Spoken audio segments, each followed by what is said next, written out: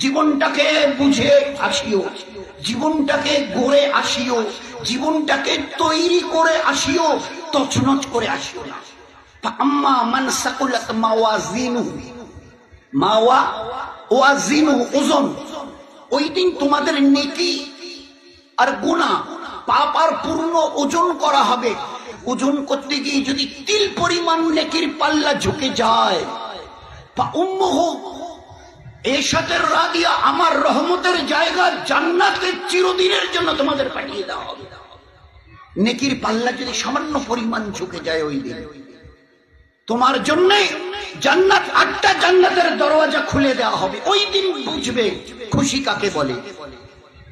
ও আম্মা মান সাকুলাত মাওয়াজিনু, ওই ওজন করতে গিয়ে গুনার পাল্লা যদি সামান্য পরিমাণ ঝুঁকে যায়, ফা উম্মুহু হাবিয়া, তোমাকে হাবিয়ায় পাঠানো হবে।